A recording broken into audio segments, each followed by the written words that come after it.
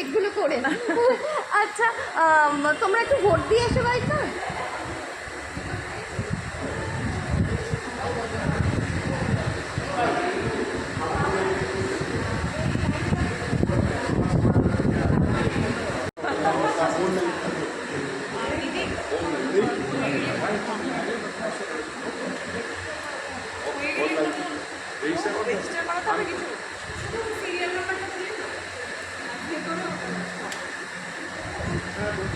রাজার মনটা কি ব্যারাকপুরে পড়ে আছে এখন?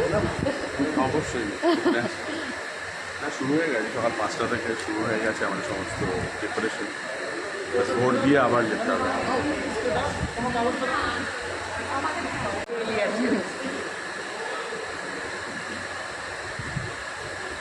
और सब बढ़िया?